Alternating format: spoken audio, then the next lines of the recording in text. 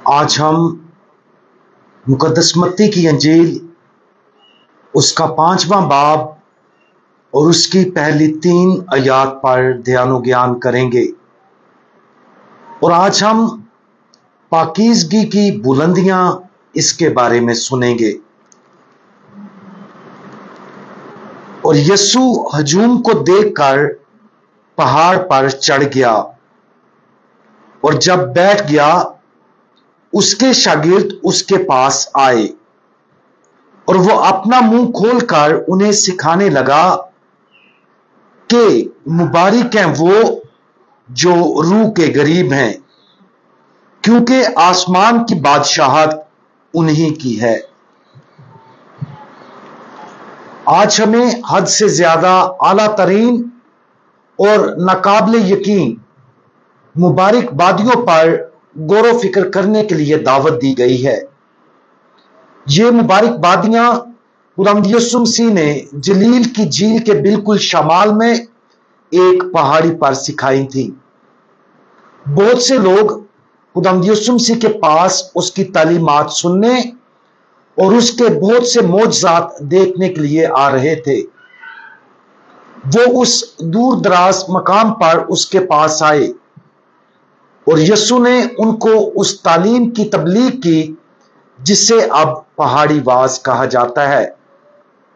और ये खुदावंद यीशु मसीह की इलानिया जिंदगी शुरू करने के साथ ही इस पहाड़ी वाज को पाया जाता है।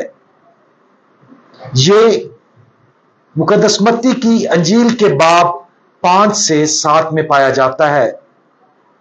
खुदावंद यीशु मसीह ने क्या ही शानदार तरीके से अपनी इलानिया जिंदगी का आगाज किया। खुदावंद यीशु मसीह की यह तालीम बिल्कुल नई थी और उसने बहुत से लोगों को मशहूर कर दिया होगा।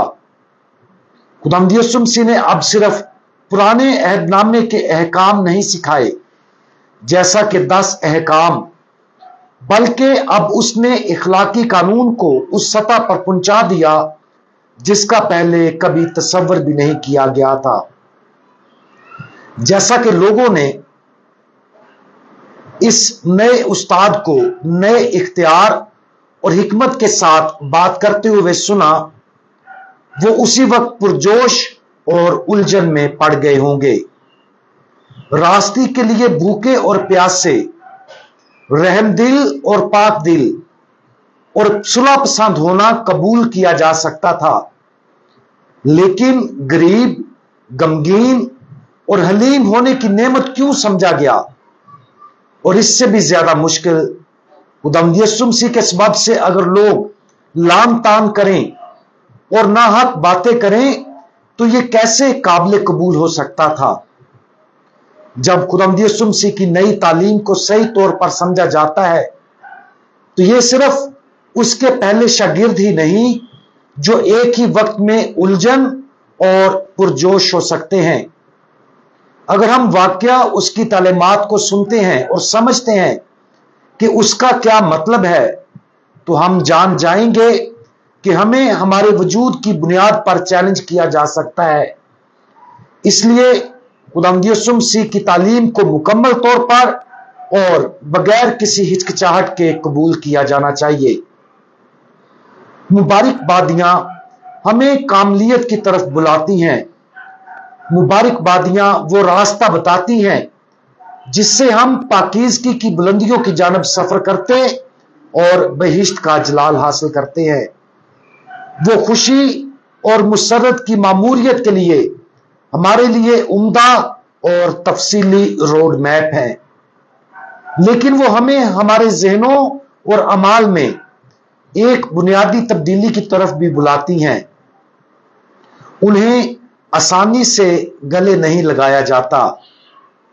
इसका मतलब यह है कि वो इस बात का तकाजा करती हैं कि हम अपने हर खुद गर्ज रुझान से बाज आ जाएं और जमीनी लालच, लगाव और गुनाह से पाक जिंदगी गुजारने का इंतखाब करें। कामलियत उन लोगों का इंतजार कर रही है जो उन मुबारकबादियों को सुनते, समझते और उनको कबूल करते हैं। आज पहाड़ पर खुदावंद यीशु मसीह के इस चैलेंजिंग वाज के आगाज पर गौर करें। हर मुबारकबादी पर दुआया अंदाज में गौर खोज करने के लिए वक्त निकालने की कोशिश करें। दुआ और ध्यान ज्ञान के जरिए ही तकद्दस हमें उनका पूरा मफहूम समझने में मदद करेगा।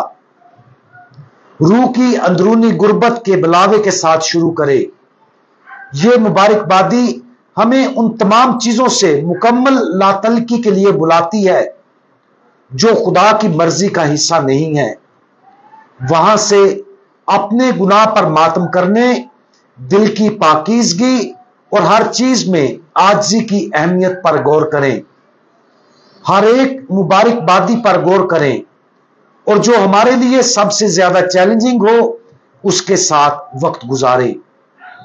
इस पहाड़ी वाज के जरिए खुदावंद हमें बहुत कुछ समझाना और सिखाना चाहता है और खुदावंद यीशु को इस पहाड़ी वाज और मुबारकबादियों के जरिए हमें पाकीज़गी की बुलंदियों तक ले जाने की इजाजत देने में हिचकिचाहट महसूस ना करें।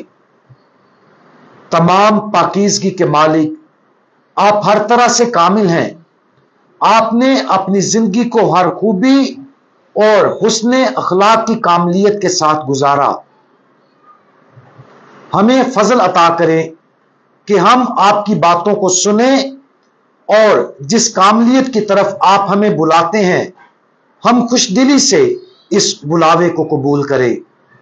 प्यारे खुदावंद, हमें पाकीज़गी अता करे ताकि हमें वो खुशी और तकमील मिले जो आप हमें देना चाहते हैं। खुदावंद यीशु मसीह, हमारा भरोसा आप पर है। आमीन।